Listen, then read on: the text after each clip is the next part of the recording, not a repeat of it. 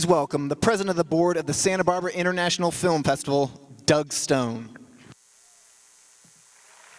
I'll get to this.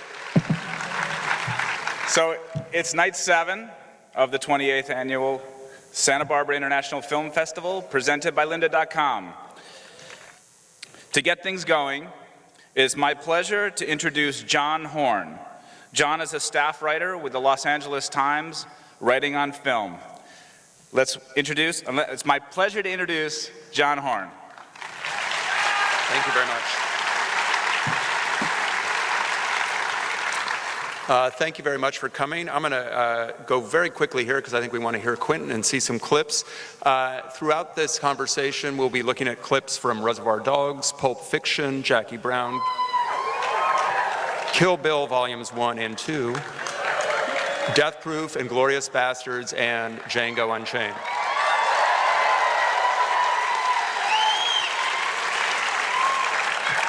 But we're going to start first with a montage of the work of Quentin Tarantino.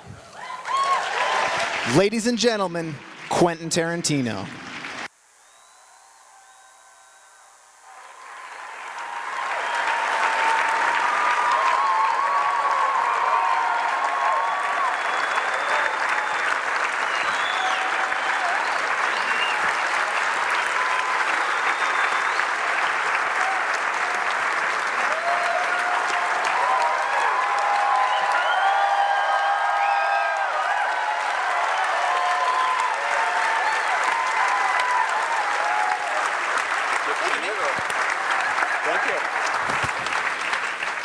Thank you very much. Great reception. Yeah, exactly. Hey, by the way, thanks everybody for coming out. I actually didn't realize this was such a big deal, and so I'm actually rather taken aback by all this goodwill and love. Thank you very much.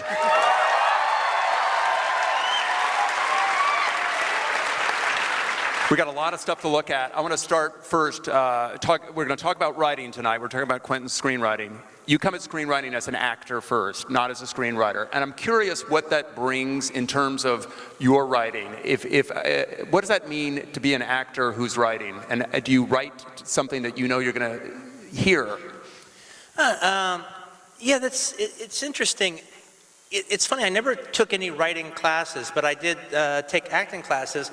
And one of the things is, even to this day, most of the adjectives I use during the writing process are adjectives actors would use, trying to get into character, or taking it where everything goes. You know, it's like the actors that I really like are the actors that really invest in their character, invest in the backstory, invest in who that person was before the story started, maybe who that person is after the story's over. And even invest in, okay, the story says they turn left, but what if they turn right? What would happen then? And just because the story says you turn left doesn't mean people have free will. They could actually turn right. And then there's a whole other thing that could happen. And so it's that idea, that thought process when it comes to characters that I think I bring to my writing. Now, by the way, that actually is how most writers write. It might not be how most screenwriters write, and I'm not saying that as like not saying that to put screenwriting itself down. There is a reason why somebody would actually write something and actually want to be finished around page 120 and have an idea where you're going.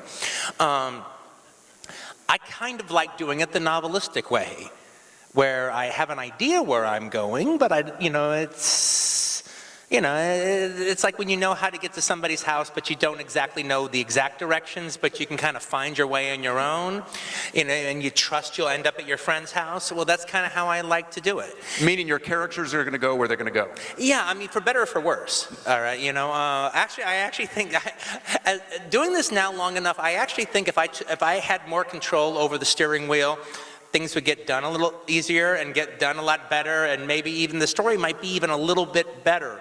And that might very well be the case. However, I don't want to do that. I want to create these characters, and I'm helping them out in the first half of the story.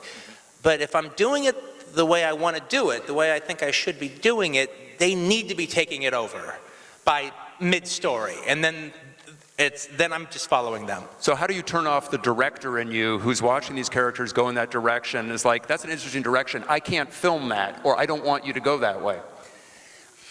I don't do this that much anymore, but before I would actually follow them down that rabbit hole.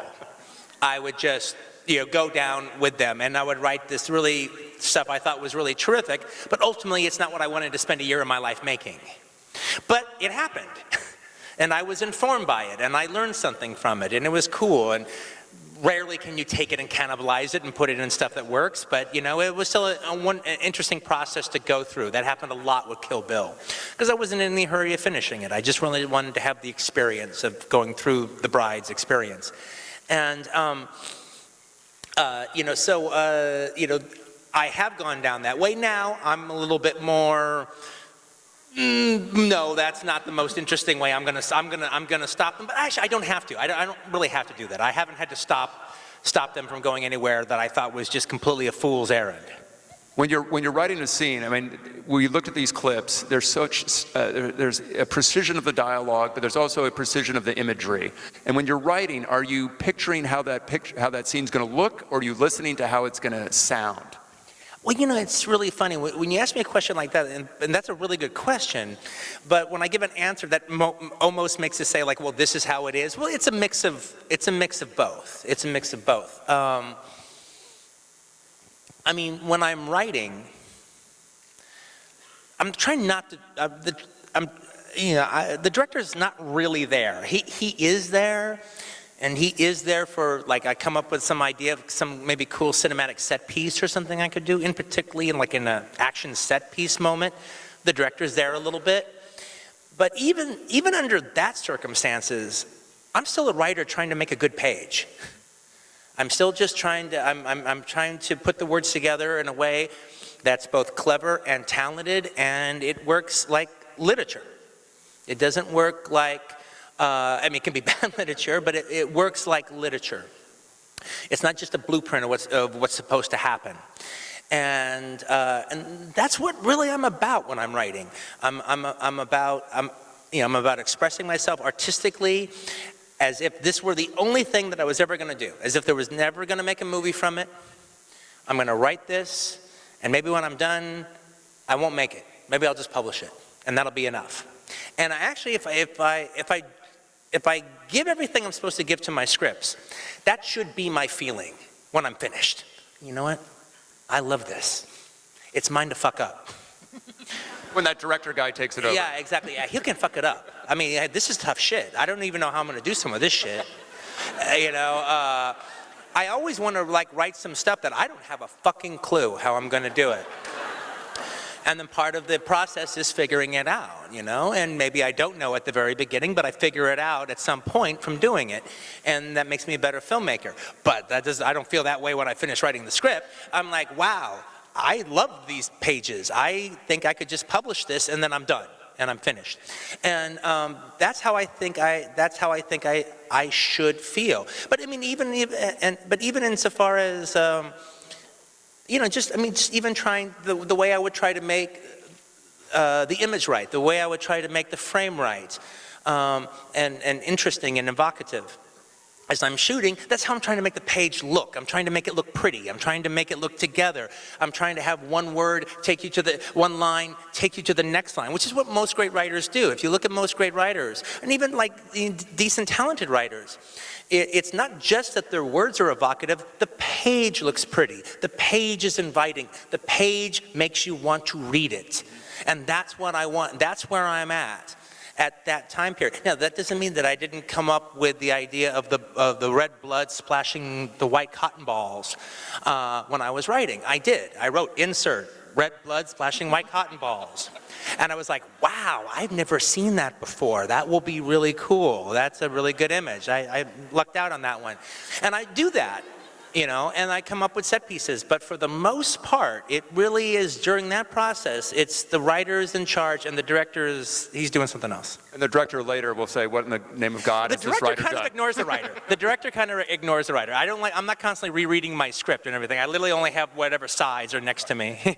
What do you, how do you know when a scene, I mean, you talk about a page. How do you know that, do you work page at a time, paragraph at a time? How do you know when something's working, in other words? Are you able to compartmentalize scene by scene, character by character, or do you do it incrementally? No, I always have to go, scene 1 takes me to scene 2, scene 2 takes me to scene 3, scene 133 takes me to scene 134. I can't hop around. So you're not one of those screenwriters who puts everything on a board and No. starts moving the Post-it notes around in order to make them fit. Yeah, and I can't just jump to the stuff I want to write, or I'll never write the stuff I don't want to write. I have to get to there. And oftentimes by the time you get to there, you don't want to write it so much anymore. It's actually it's an idea that has actually proven itself past its time.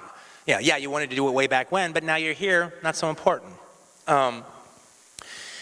So it's like, I always have to kind of keep moving forward. That's why, I can definitely come up for the most part of what's supposed to happen, like I said, and it's one of the things I have learned about myself. I have a pretty good idea what's going to happen in the first half of the story. Now, I have a really good idea what's going to happen in the second half of the story. In the second half of Kill Bill, I kind of figured she might kill Bill at the end, all right? But the way it happened was much different than I thought about, even, forget about before I started writing, but even after like a few months into writing, it became quite different by the time I got to that point in the story. But I actually do think that, again, if you're trying to just breathe these characters to life and have them take over, well then the middle of the story would be about as much as you could know before you've actually breathed life into them. Once they take over, it becomes a different thing. You shouldn't be able to know that much from that point on. Now, having said that, I actually work in genre. So there is a bit of a roadmap, because if I'm doing a Western, if I'm doing a World War II movie, if I'm doing a martial art movie, I don't want it to be an art film meditation on that. I want it to actually deliver the goods. If you like martial art films, I want you to watch Kill Bill and see a really terrific martial art film. Now, frankly, I want it to be more than that, but as far as delivering the goods for the given genre, that has to happen. And that kind of helps you out. That kind of keeps you on track a little bit. But you talk about writing almost more like a novelist would in chapters as opposed to a screenwriter traditionally in acts. Do you break it down that way for yourself? Yeah, for the most part. I mean, I could write everything in chapters, all right? I like them. I think they're a lot of fun. And I think they're cinematic. Like a lot of the things that, I remember reading, before you ever make a movie, it's impossible to read now I can read a book and not make it into a movie. But before I'd made a movie, it was impossible to read a book and not make it into a movie in your head. And I found myself wanting to keep most of the literary devices the author had come up with, not just because I was trying to be faithful to them, but I thought with cross-cutting, that could actually be one of the more cinematic ways to present the material. And usually that's exactly what they get rid of when they would do the movie versions. They would take all this jumbled narrative and make it chronological and boom. And that's why when people, said in particular in the first couple of films, oh wow, you really monkeyed around with the structure. I go, well actually I kind of use a literary structure, to tell my story. That's not really monkeying around with it. How do you know when a scene is working, or do you know when it's not working? Does the negative prove the positive, in other words? When you're working on a scene and you're fighting it and you're trying to get it right, how do you know when it's working, or is it just because it doesn't stop failing? Oh yeah, well when it's not working, it's pretty easy, all right, because it's just, for lack of a better word, your rucksack going up that hill is a lot heavier, and you're actually really working. And usually that means I should stop that day, that I'm not into it, I'm not there, or maybe I need to think about this whole thing because this is obviously not the right way to go. If it's that hard, if you're in writing mode, it shouldn't be that hard. Writing is some of the funnest times I ever have. It's actually hard enough when everything's flowing at the same time. So if it's that difficult, then conceivably, maybe, you know, the mojo ain't with you right now, you're not connected, you should maybe do something else and pick it up again tomorrow. When it's working, it's a lot easier because you know it's working. It's you're inspired. You know, character A says this, then character B says that, and character C says that, and all of a sudden, and character C just told you something you didn't know. And now you have to work from that. Of either the characters in the scene have to work from that new information, but now you're also having to work from that new information. Now, I can tend to go long when I do that. And so I have to be really aware of like, okay, is this holding up? Can this be this long? You know, and I mean, hands down, there's no example to the extent that the basement sequence. Right, the opening scene. Yeah, well, not the opening scene. I'm sorry, okay. The opening that's scene, true. the opening scene held. I never had a scene. question. Okay. It might be too long for other people, but it definitely wasn't too long for me. The basement scene. But the basement scene in Inglourious Basterds, deep in the movie. Yes. I mean, deep in the fucking movie, and there's no Aldo, there's no Shoshana, there's nobody you know. A bunch of motherfuckers you just met. Right. And now all of a sudden they're in a 40-minute scene. That's supposed to be suspenseful. It absolutely is. In a different language for an American movie. And, you know, it was never my intention for that to be that long. I just started writing it, and it kept holding. It kept holding, they kept talking, I kept keeping the reality of the situation, of they could be exposed at any moment. I'd almost expose them, that it seemed like they got away with it, then something else would happen. And the thing is, if you think it's long when you look at it, imagine when I'm writing it. Because I guarantee you it's longer in my script version, all right, after I got through editing it, all right, it's actually longer. But not only is it longer, I'm writing it by hand, so every two pages every two handwritten pages is one script writing page. So the stack is getting crazy high. And my page number is not 40 pages, it's 80 pages in handwritten script. And I'm like, holy fucking shit. And then I'd go over it again and like, I like it. I think it holds, you know. And dare I say, I think it makes it more suspenseful. I think the longer I can stretch this rubber band out and actually feel that there's more rubber there to give, the more suspenseful it will be. Now, once the script's finished and I put it all together, then I'm not really worried about it anymore. I figure it's worked. But when I'm writing it and it's getting to be that much, and like I said, never seems like 40 to me. It seems like 80 pages to me. But I trust myself. Why do you write in longhand? I can't write poetry on a computer, mate. You know?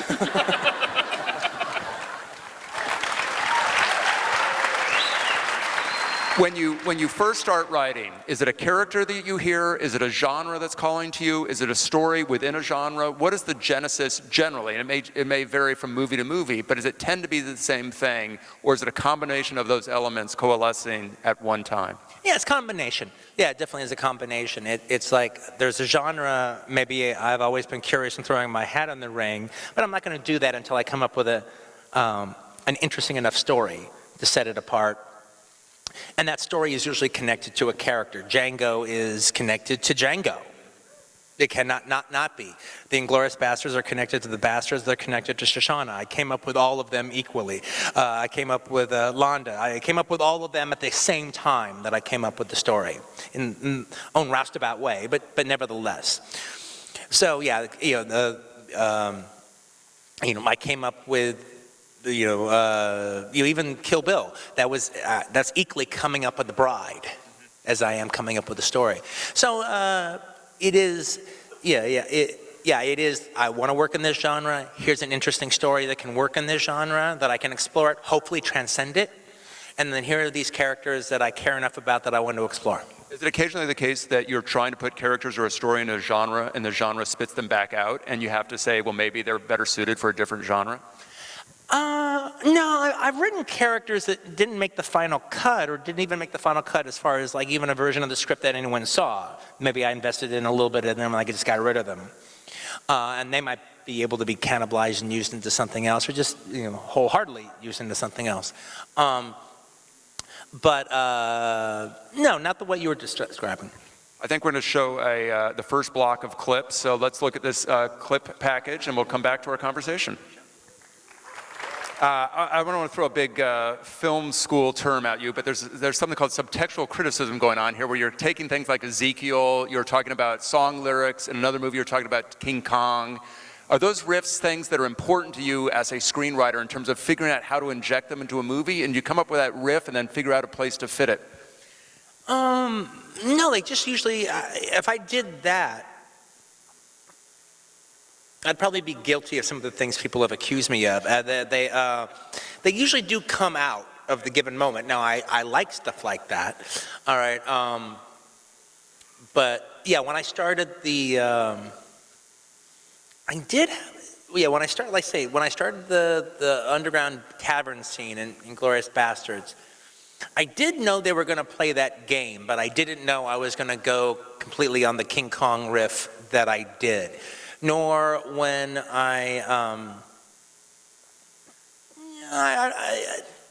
didn't know, I didn't know I was going to go on the Superman riff that I did in Kill Bill Volume 2. Not at the very beginning of that sequence. I think at some point, that was a sequence I rewrote a few different times. And then all of a sudden that came out. And it seemed like a really good way to describe the bride versus who she was versus who she wanted to be. So those, and I guess I did know I was going to do the Madonna riff because that's how I was starting the movie off, all right? And it came, I liked that story. I'd had that story in my head for a long time, so I wanted to start it. There actually always is an aspect about my scripts I'm always shoehorning some old material in there. There's always something I've written for something else that I thought, oh my God, I can finally use this, and I try to squeeze it in. So I'd had that Madonna thing in my head for a long time. But for the most part, when that stuff kind of comes out, it literally, I think the reason it probably works, it's because it is the character trying to express their feelings in a way that another character can understand. Now, the thing about it is I love subtextual film criticism. There's actually few things on the planet Earth that I love more than subtextual film criticism. I adore it. I don't try to engage in it whatsoever when it comes to my work while I'm doing it.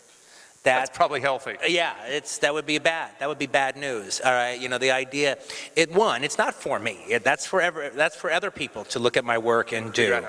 Exactly, and maybe that's for me by the time when I'm doing my autobiography or something, and I start thinking about stuff a little bit more in a more subtextual way now that it's done and it, is on the shores of history. But you shouldn't know that while you're working. I think that, or else then you're hitting it too hard. You're hitting the nails too hard. You're hitting the points too hard. I don't want to know that when I'm directing the film. I'll give you an example though, because let me put it like this: if I wasn't a writer, if I was just a director out there getting a script, material that I was excited about, that I thought I could turn into something, or that I was generally engaged in, I would probably have to engage in subtextual film criticism in order to make the piece my own, if you know what I mean. To actually have something truly to say. Figure out what it was about and what you want to say. No, to have something to say. If I come up with my own little subtextual criticism of what this entire story really is about, and now I'm actually shooting that, well, that would be a way to actually gain authorship over the actual author, to some degree or another. I don't have to do that because I'm the author. In your process. Right? Yeah, exactly. I'm the author. And, but like, just to give you an example, I learned how I didn't want to do that at the Sundance Institute. Because I was there with Reservoir Dogs, And I had shot a scene from, part of the thing, I was invited to the director's workshop, and we were allowed to do 2 different scenes from the movie. And that was a good year that year. There was a lot of cool people was there. And that was a really great experience. I mean, no one really had ever really believed in me that much at all right? To actually have them believe in me and send me to Utah. I'd never seen snow ever in my life from Los Angeles, all right, you know, and then everything was kind of just there for you to put your best foot forward. I mean, it was a really lovely thing, and I was really touched by the whole thing. And one of the things that they say is, we want you to get out of this experience whatever you want to get out of it. So I went and I did a scene, and I wanted to really experiment with long takes, because I thought that was really groovy. And so I did this whole big long take, and they were basically saying, your shots were really good, but there weren't enough of them. All right. But one of the things is, I'm talking with the resource directors there, resource filmmakers, and one of the director goes, have you done your subtext work? I go, no, what's that? You see, you think because you wrote it, you know everything, but you don't know everything. You've done the writer work, you haven't done the director work, you need to do your subtext work. So he's describing this whole thing to me, and I was still pretty young at the time, and I was like, oh, wow, is that really what a director does? Wow, really? Tell me about it. And so they're telling the whole thing, and I was actually really kind of excited to go off and give this a shot. So I took, to me, what I thought was like the most obvious scene you could possibly take. I took Mr. White bringing Mr. Orange into the warehouse all by themselves. Mr. Orange, because he's a cop, is saying, please, and he's dying, please, please, please, take me to the hospital. Mr. White, because he doesn't know he's a cop, is like, no, no, no, no, I can't take you to the hospital. You can just hang in there. So, I could ask anybody in this theater here, what does that scene mean if you've seen the movie? And you could tell me. But when you actually start putting pen to paper, it becomes a different thing. It actually, a lot of stuff opened up that I hadn't thought about before, because subtext is getting beyond what's the obvious there. And so I wrote down, what does Mr. White want from this scene more than anything else in the world? What does Mr. Orange want from this scene more than anything else in this world? And what do I, as the filmmaker, want the audience to take away from this scene more than anything else in the world? And just even writing the obvious shit about Mr. Orange is dying and he wants to be taken to a hospital, all of a sudden, the more I wrote, the more I realized that the movie was a father-son story. And that Mr. White was functioning as Mr. Orange's father at that moment. And Mr. Orange was functioning as a son, but he was a son who'd betrayed his father, but his father doesn't know about the betrayal. And he's trying to hide it from him as long as he can, because the guilt is really starting to hit him. Yet, Mr. White has faith in Joe Cabot, Lawrence Turney, who is his metaphorical father in this situation. And what does he keep saying? Just don't worry about it. Wait for Joe to get here. When Joe gets here, you're all going to be fine. It's all going to be fine. And what happens when Joe gets there? He kills Mr. Orange. And then actually Mr. White has to choose between his father, his spiritual father, his metaphorical father and his metaphorical son. And naturally he chooses his metaphorical son, and he's wrong. But he's wrong for all the right reasons. That was pretty heavy. That's fascinating. And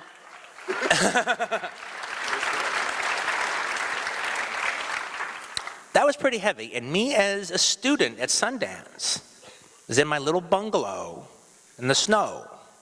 And I'm writing all that. And I was like, wow, that's really cool. That's deep. There's a lot of there. Well, I'm glad to know my work has such depth. I'm glad to know that the roots extend that far deep, but I never want to know about those roots again, because I know they're there. And I don't want to tell a father-son story. I want to tell my gangster story. I want to tell My high story. The father-son story will take care of itself. The father-son story is for everybody else who invests in it. And the father-son story is there because it is deeper than just a robbery. But me, I want to deal with the robbery and let the other guy who's doing the writing, who knows about the roots, deal with the roots. Unbelievable. I think that segues very nicely into our next assortment of clips. So let's look at the next clip package. You know, actually, just for the record, I'm loving looking at these movies. Just the little thing at the beginning, watching the scenes, and you know. You anticipated my question. When you look at something like that, do you remember the things you did right? Are you self-critical? Do you wish there were things that were doing? In other words, do you learn from your own, not mistakes, but your own past? Yeah, well, no, I could totally watch things, and I can totally look at both, in particularly Reservoir Dogs and Pulp Fiction, and think, oh wow, I've learned a little bit more about directing, a little bit more about handling extras, a little bit more about handling the crew itself, and production design, all that kind of stuff. That I guess, oh, maybe I shouldn't have had this done. I could have done that forever. But nevertheless, that's actually what I love about those movies now, to some degree or another. They were that Quentin then, and these movies reflect this Quentin now. And, it's to some degree or another, it's actually the imperfections of the early movies that I love the most, because they were honest imperfections. But even put like this, there's a lot of people out there talk a lot of things about the fact that, like, oh, I make the movies for me. I make the movies for me, and everyone else is invited, and I'm an artist, I'm doing it for me. And that's a legitimate way to go about it. That's a really legitimate way to go about it, as far as I'm concerned. But if that's your way of going about it, you better love your shit, all right? If it's for you, then you better be getting off all the time, 24/7. It's always interesting to you. You can watch it at any point in time, and you're stuck. You have to watch it to the end. And that's how I feel about my work. All right, it's actually kind of, it's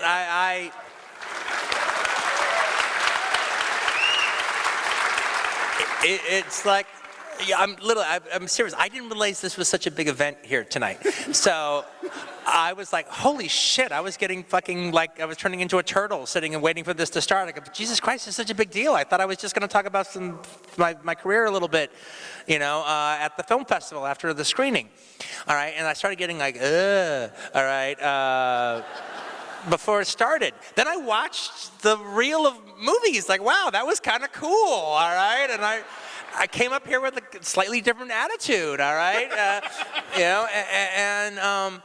And I'm digging on the scenes that they're showing. And I'm like, wow, that's an interesting one they chose. Yeah, I see why they chose that one. But man, but the same, look, I've now officially, and I've, a lot of the directors that I kind of have met along the way, that I've met along the way somewhere in the last 15 years. We talk about coming across our movies on the big cable television things, the big movie channels. There's a zillion movie channels now. If you own them all, boom, boom, boom, boom, boom. You're going down like, 30 channels before you get done with the uncensored movie channels.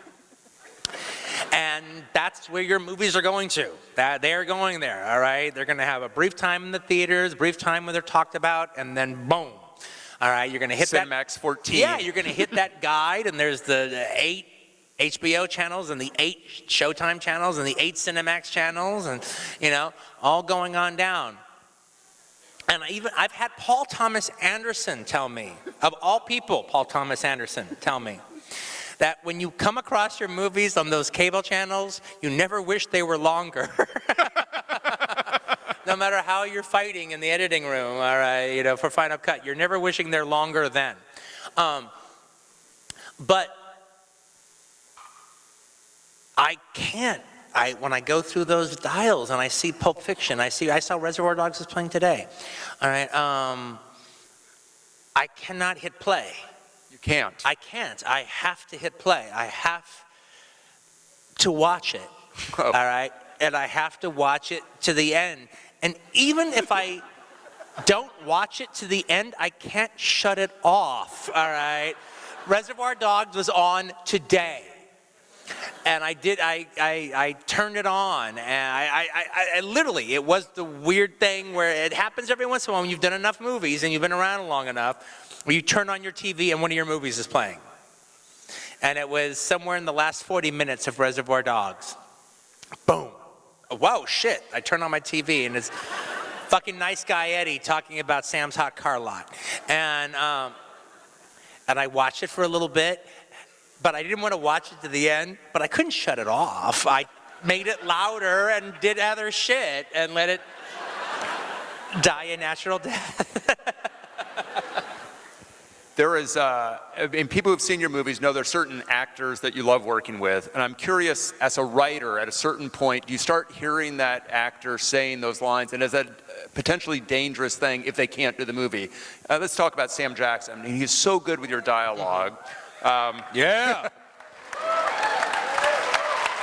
And I know early in the career, maybe you didn't know that Sam was going to be in your movie. Maybe later on, you figured it might work out. But is that something that you rely on? Does it help you hear the dialogue? Or is it a dangerous trap if you don't get that person? Or if they're ultimately wrong for the part, as the part turns out? Yeah, well, you kind of described all the things that can possibly happen by going down that route. For a while, Sam said my dialogue so well. Not for a while. He says my dialogue well today, all right, brilliantly. But for a while there, he said it so perfectly that it was hard not to write for him. I mean, I think, I spent about 1.5 years writing Kill Bill. I think for the first 6 months, even though I didn't want Bill to be black, I was writing it for Sam Jackson. I wasn't trying to write it for Sam Jackson. I could not write for Sam Jackson. If I had a cool male character who was going to talk a lot of shit, go figure, he sounded like Sam Jackson. And so that was what I was writing for Warren Beatty. I'm like I'm writing Warren Beatty to be Sam Jackson? Why not cast Sam Jackson, But then I didn't think this blonde girl killing a black man would be this thing that you'd be cheering for, all right, so.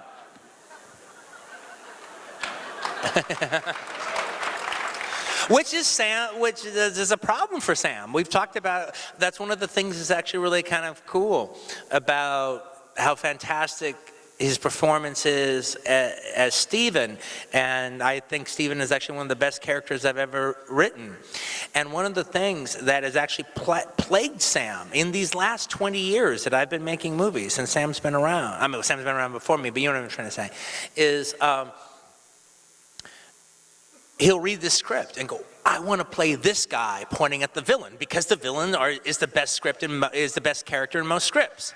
Well, we don't want to. Well, we can't cast you, mate. Well, because you're black. That throws everything off. Now all of a sudden our movie's a racist movie as opposed to being this or opposed to being that. He wanted to play the Michael Madsen role in The Getaway. Well, wow, we can't do that. And now all of a sudden you're the black man taking this. All this shit that shouldn't come into it. Comes into it with him. Shit that Jack Palance didn't have to deal with. Sam Jackson has to deal with. And, and so that was, what was cool in the case of Django Unchained is taking all those loaded issues and actually making it part of the scenario. I want to ask another question before we start the next clip package about music and about song cues in your films, in Reservoir Dogs and Stuck in the Middle, even Jim Croce and Django. Is that something that you are thinking about while you're writing? Is it something that is organic to the shooting process? In other words, are you hearing music just like you're hearing dialogue while you're writing? Well, the answer is yes, to some degree. It's a process. It happens all during the time. Sometimes it happens even before I start writing. It's kind of one of the things that makes me want to actually write it. Is I come up with the sequence and I come up with like a cool song in it. And whenever I can just put a needle on a record and play a piece of music as I walk around and think about the movie, that's a big important process. I'm actually jumping over the writing process, I'm jumping over the shooting process, and now I'm kind of in a theater, watching the scene with an audience before I've even written a word on the page, before I've even shot something. It makes it a movie, to me. I'm able to jump to the end of it. Now a lot of that, a good half of that stuff, if not more than a half of it, never gets all the way down to the final cut of the movie. But some of it does.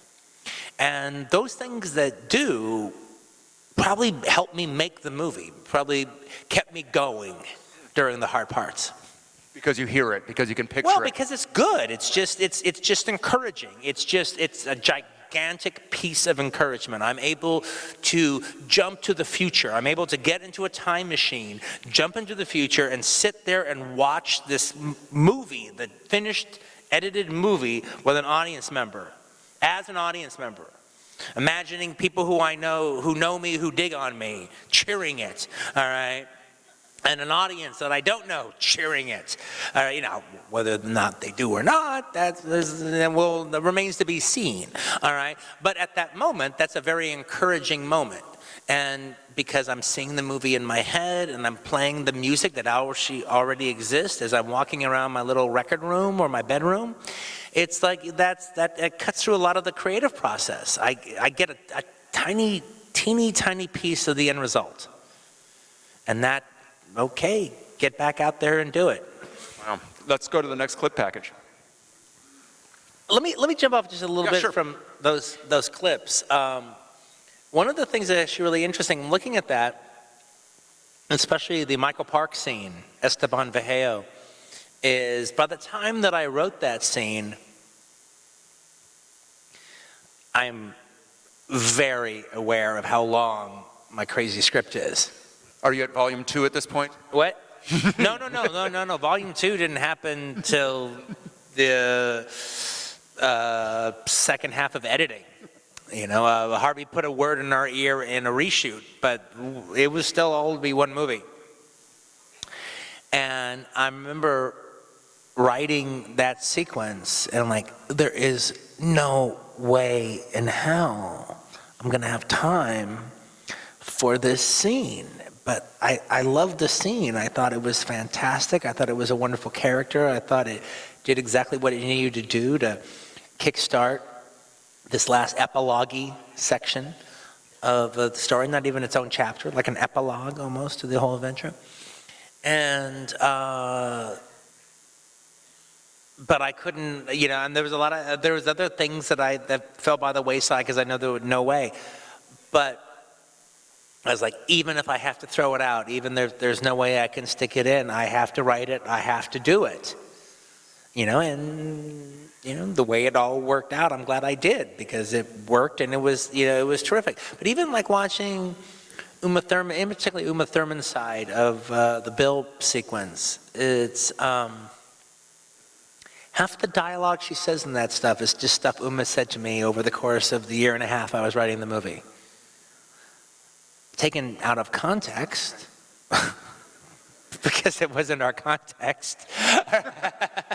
But it was literally half the expressions, half the lines she says are just things I learned from Uma, from being with her and listening to her talk and listening to her tell stories and listening to her frame emotions and frame opinions for a year and a half as I was writing the script.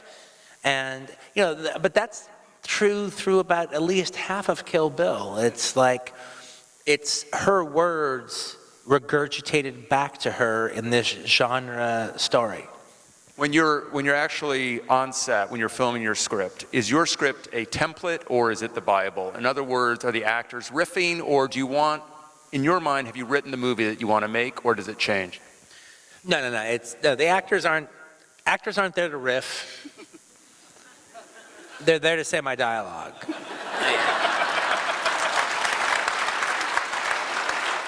Now, if their riffing is genius, I will take credit for it. But by and large, actually, just talking about Uma had a quote once that's really true. It's as true as I've ever heard anybody, more than I've ever read in Stanislavski, An Actor Prepares. Uma was a diamond bullet in this one thing she said. She said that when actors improvise, if they're not just adding ums and ahs, or they're not adding cuss words, that is called writing. And that is not what you hire an actor to do. You hire an actor to learn your lines and say them. Now, there are exceptions to that. Sam Jackson is the exception. Sam Jackson is a terrific writer. He's a terrific writer in character. He knows how his characters should talk. Now, he loves my words. That's one of the reasons that he works with me. That's one of the reasons he would tackle a character like Stephen, is for with me in my scenario. But Sam writes like I write. I mean, it becomes it's like water. It just really goes together. At some point on Jackie Brown, I was like, Sam, you just add so much to this. You do a lot of movies, man. Do you do this on everything? Because no fucking way do I do this on everything. Fuck all that other shit. I do this for you because I give a fucking shit. And and it's just, if I want you to say it this way, and here's why I want you to say it. I don't have to explain this is why I want you to say it. He'll just do it. All right, But it is, Sam sings in my key, but he also, really, frankly though, other actors can come up with cool things, cool, wonderful little moments, little off things. Sam's the only writer. When Sam writes in character, he's writing as good as I would write in character. I want to ask a little bit about genre. Genre gets an unfair rap. You clearly love it. And I'm curious, when you're thinking about genre, what do you love about genre the most? And why do you find such an affinity toward it? And how does it affect your writing? Once you're within a genre, do you take on a different voice as a writer that you think has to fit in that genre? No, it's more like, if I didn't write in genre, all my movies would be 5 hours long, because I would be like a novelist that just keeps telling the story through character until I'm done. Genre actually keeps me disciplined. Genre has its own functions that if I like a genre enough to want to do it, I love that genre, and I want to throw my hat in that genre. But it's not like, there's some people who make westerns that have nothing but contempt for westerns, so they're going to do their own version. And there's some people who make horror films that have nothing but contempt for horror films, so they're going to do their version. And those aren't normally my favorite westerns or my favorite horror films. All right, I actually like people who do horror films to like horror films. I like people who do westerns to like westerns and actually think about how their western may fit inside of the genre of westerns themselves. Look, I'm a very page-based literary writer, and I wrote a car chase movie. Jesus fucking Christ, but I thought very seriously how my movie would fit inside of the history of car chase movies, and so to me, it's a discipline, because it's not trying, as terrific as I think my characters are, and as much as I want to explore them and go with them, it has to work inside of the genre that I'm doing.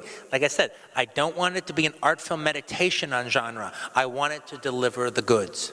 But for a movie like Inglourious Basterds, which we'll get to, do you define that genre, or do you let the script go to wherever it's going to go? I mean, in other words, is that a World War II movie? Is it a Western? Is it a spaghetti Western? I mean, in other words... It's the starting off point, and it has to be the ending point. But inside of the beginning and the ending, I want to transcend the genre. I want to make it more than just,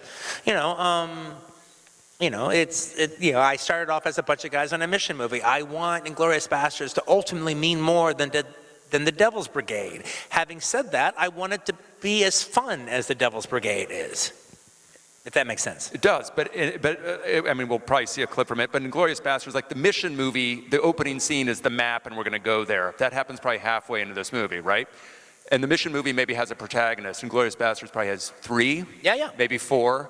And is that part of what you're trying to do, is take that genre and bend the rules so that they work for you, but they work within the structure? Well, it's funny because the thing about it is, on one hand, you've got the bunch of guys on a mission movie, and that's going on. On the other hand, I've never seen the Shoshana movie that I created. And she becomes the actual lead protagonist in the piece.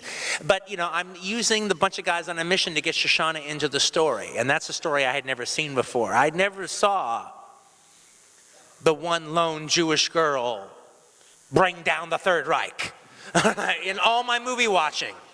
I never saw that, and I wanted to see that. But was that exactly what I wanted to start with when I started off? No, but it became that way. How much of your screenwriting genesis is a what-if question? In other words, you're watching a ton of movies, you're thinking about stories, you're thinking about genres. What if this happened within the genre? Or I like that movie, but what if it went in this direction? Is that part of your creative process? Asking that big what-if question? It is part of my creative process, but not once I get actually right down into it. It's maybe the first spark of a spark plug, but not the process. If you're making a car chase movie, do you go out and watch car chase movies, or do you have them embedded that you don't need to? Which is the benefit and which is the downside? Well, no, in that, I watched a lot of car chase movies because I had to figure out how to shoot them. But not so much as far as writing it is concerned, but what I did realize in the case of making a car chase movie, writing a car chase movie, was the fact that you have 2 different kind of car chases. You have the car chases where the lead protagonists are being chased, and you have the car chases where the lead protagonist is doing the chasing. Now, oddly enough, you're actually more involved with when the lead protagonist is doing the chasing than when they're being chased. But they both have their own qualities, and I wanted both qualities to be in the end chase. Let's go to the next group of clips. Thanks. Hold it, before we go to the next clip, I have to take a piss really, really bad. If you have been noticing me squirming in the last 5 minutes, so as we go to this clip, somebody take me to the bathroom. Now, for some reason, this feels like there is a trilogy forming here, from Bastards to Django to another film. Is that the way you see it too, that there's something larger at work here? I wouldn't be surprised. Now, people would assume that as you are more experienced, things become easier, yet Django is a script you worked on for, 9 years, 10 years? Well, that's on and off and on. It's a little misnomer. I mean, I wasn't ever working on it. I mean, I have a few different ideas. And maybe I did know the title, Django Unchained. I did know it was an ex-slave, but you would see him as a slave at first. So it wouldn't be conveniently, he's not a slave. You just hear about it in the past. No, you'd see him as a slave. And the idea, more or less, of the first scene, even though not any of the particulars was there in my mind. But I didn't really know what to do with it, and I wasn't quite ready to do anything with it. So it's, they're like babies born too early, which I was a baby born too early. I think I spent 3 months in an incubator because I came out too early. And apparently that's affected me. All right, so in both these last 2 movies, Inglourious Basterds and Django Unchained, they spend a long time in the incubator, waiting for it to be the right time, waiting for it to be the right time. Is there an epiphany? Is there something that happens, or is there a process? Is it that the key kind of unlocks a little bit slowly? Do you find do the characters really tell you when it's ready to go? Who decides, I guess? Yeah, it's kind of interesting. I came up with the idea of Kill Bill at some point, during the process of making Pulp Fiction. and was thinking that was going to be my next movie. And I'd even wrote some of it after Pulp Fiction was released. I think I got up to page 30. Not really what ended up being in the movie, but nevertheless. But then I did From Dusk Till Dawn, and then I thought, well, I've kind of like done a grindhouse movie, and so was looking for something else to do. And so I did Jackie Brown. Then I came up with the idea of Inglourious Basterds, started writing Inglourious Basterds, got lost in writing Inglourious Basterds. My problem is not writer's block. My problem is I can't stop writing. It's a good problem to have. It's a good problem that, well, yeah. As long as you can find the story When you're trying inside. to make movies, it's not the greatest problem to have, that you cannot tell a story that's not 7 hours long. All right, I hear your point. You ever consider miniseries? Well, I did actually, you know. And now that's a much more serious consideration because actually, what miniseries, television is starting to match movies. And especially if you like a show. It's like, it's hard for you to like a movie as much as you like a show while you're in it. Now, unfortunately, those shows that you liked this season, when you try to watch them 6 years from now, not quite the same thing. Season 3 of 24 is not as good now as it was in season 3 of 24. All right, and I'm not putting 24 down. I'm simply saying TV is a medium of now. It's actually what's good about it. But nevertheless, that's the problem about it. Movies is a medium of now and possibly tomorrow at the same time. And possibly really tomorrow. Depends. Nevertheless, if we're watching everything on DVD, as it all tends up to being, and you could actually do a mini-series and it's all like on some DVD, well, maybe it doesn't have to be a medium of now. You never know. I mean, anyway, next time I get myself locked up into doing a gigantic, long fucking thing, I will do it as a mini-series. You have, in this last question, you have a 30-second film school class you're going to teach. Aspiring screenwriters are going to come in, and they want to hear something that's going to inspire them and motivate them. What's the best advice you could give them, and what's the worst advice that you could give them? In other words, what is the best thing that's been told to you as a writer that helped you, and what's the worst thing that's been told to you as a writer?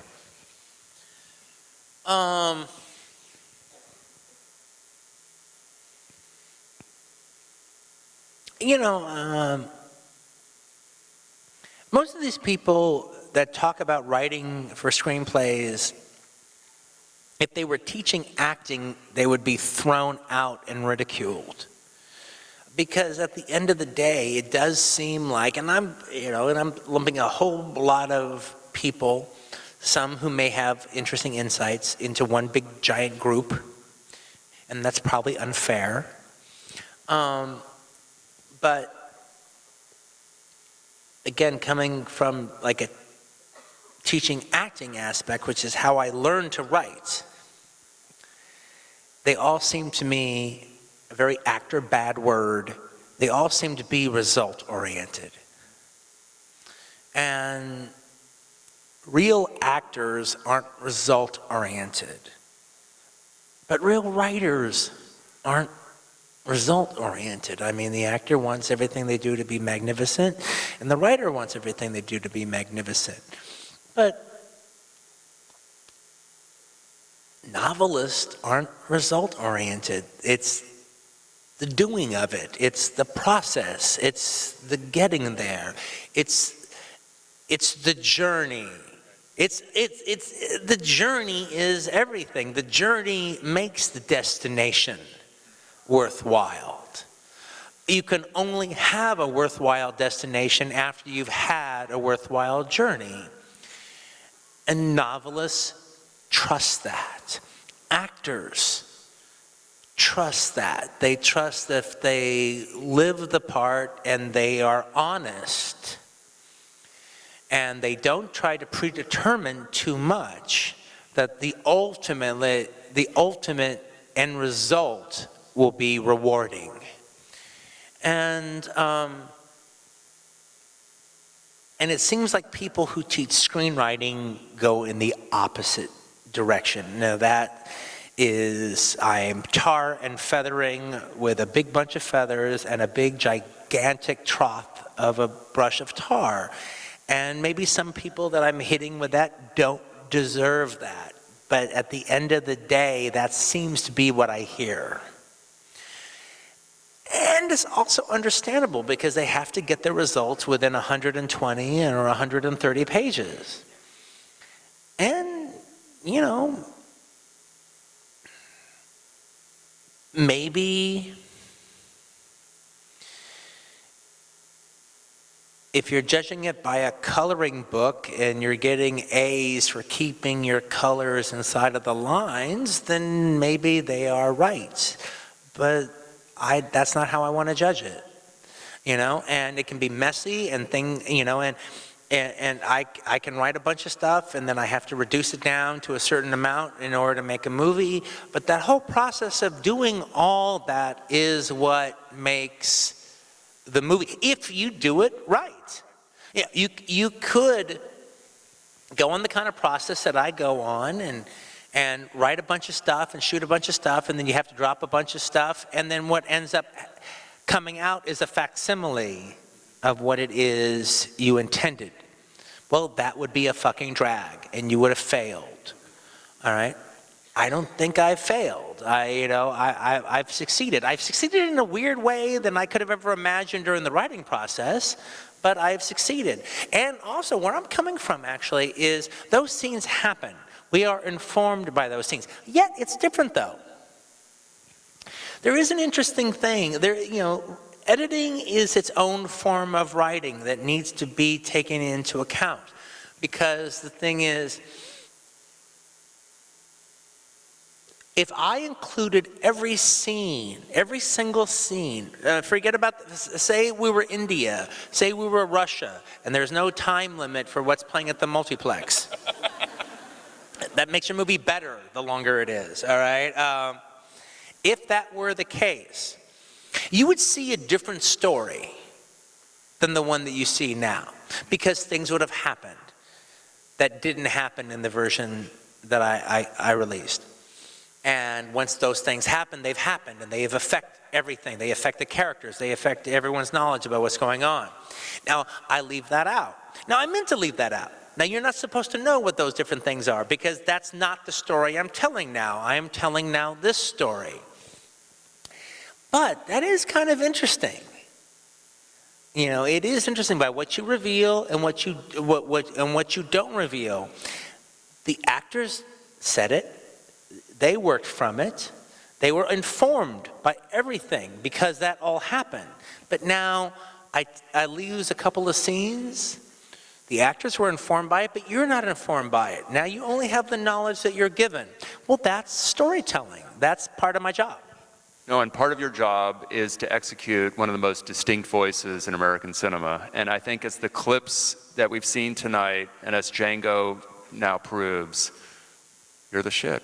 I appreciate it, man. Thank you.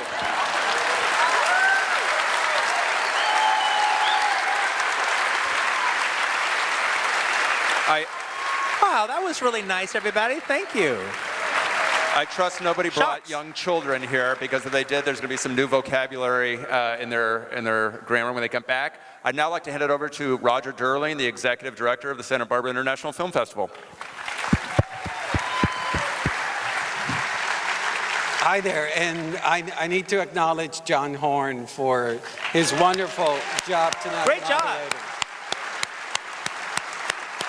You know, the American Riviera Award was instituted 10 years ago under my tenure, to celebrate an American artist who changed the landscape of cinema. And last year we honored the American Riviera Award, we honored Martin Scorsese. And all year I was like obsessing about who could follow up Martin Scorsese in this award, and the fact that Quentin Tarantino is here in the house is just outrageous. Quentin Tarantino is, in my book, a rock star. He's badass. He's a true icon in modern cinema and the only filmmaker since Alfred Hitchcock who has made his persona as much a brand as his film. My love of Tarantino lies in his writing ability. I just think he's so fucking good at it. For me, listening to Tarantino characters speak is like listening to music. Pulp Fiction, Inglourious Basterds, Django absolutely blew me away because of the screenplay. No other filmmaker has been as bold with cinematic language as that man in that corner and with his movies. I love Tarantino's attitude. He doesn't give a yes. He doesn't give a fuck, and he shouldn't. His works speaks loud and clear. He doesn't make action films or westerns or war films or period pieces. He makes Tarantino movies. Generous to all of his fans and with his middle finger to all his would-be critics.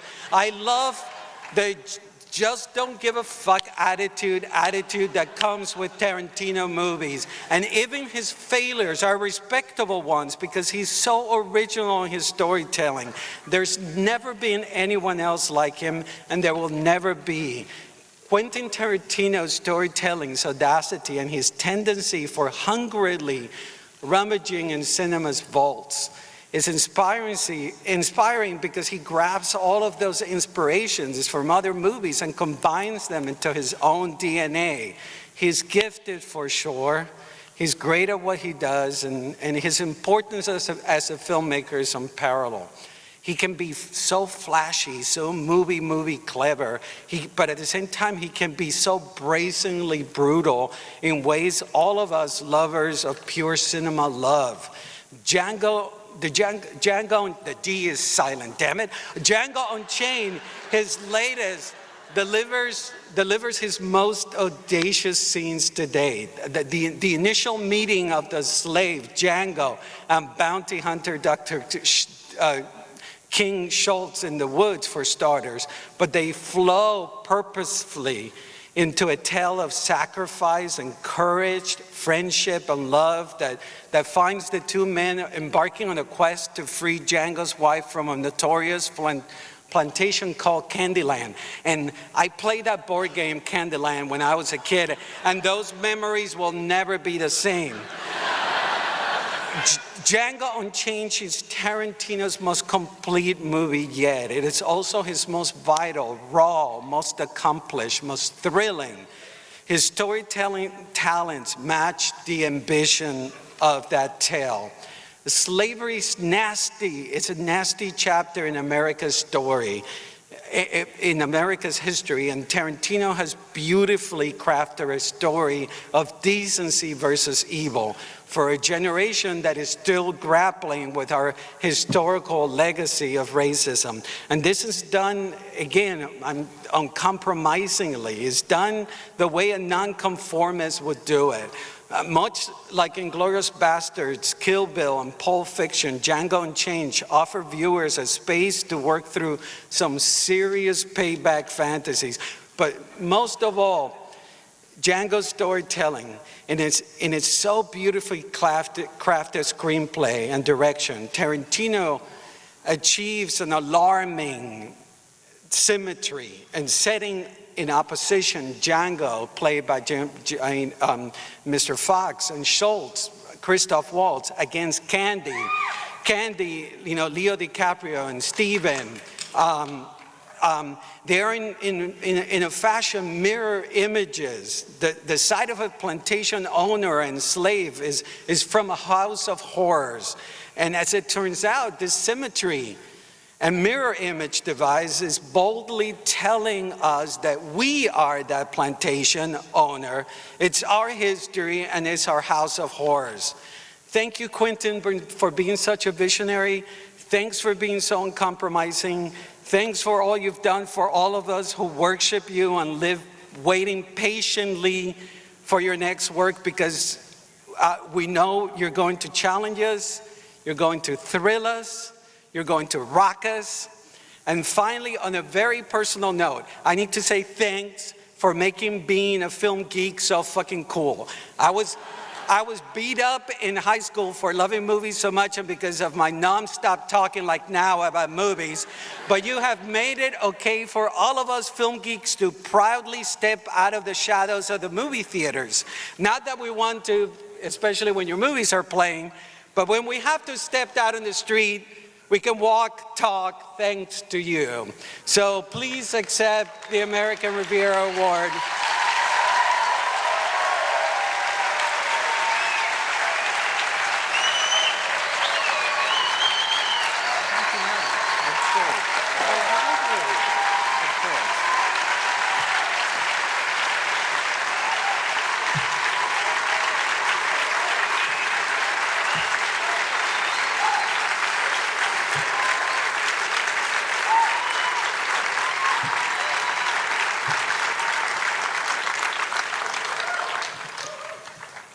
Gosh, I just,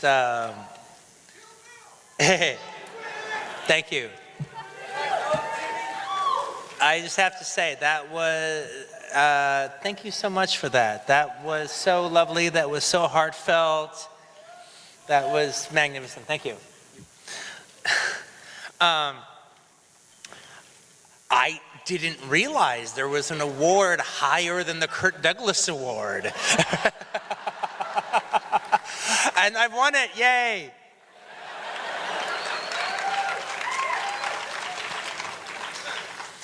Thank you for this. I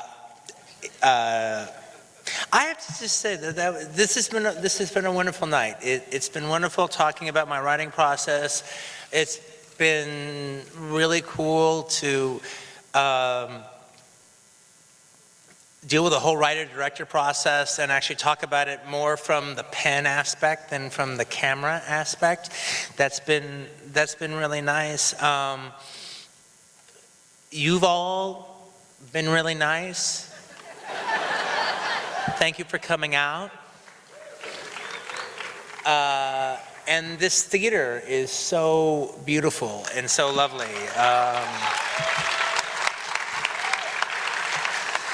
I actually first came here, I actually first came to Santa Barbara the first time because I was learning how to ride horses.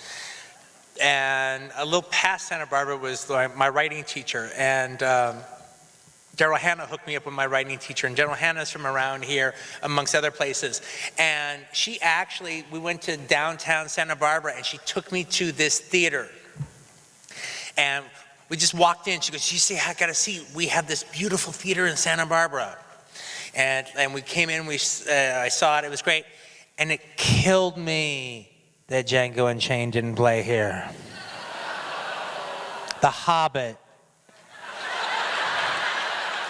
at 48 frames a second was playing here, rather than Django in a 35mm print at 24 frames a second was not playing here.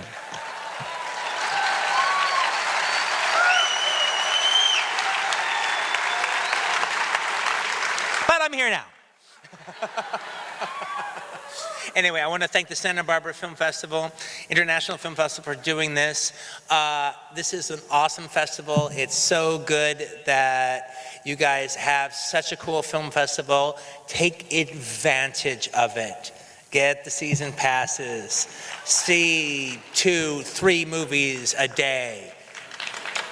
Please do that. And when they're shown here, absolutely whatever. What the fuck, all right? Yeah, whatever, all right? If it's shown on film, absolutely, whatever. Watch it. Anyway, thank you for this. But I really do have to say thank you so much for what you just said. It was really, really lovely, and it meant the world to me. Thank you.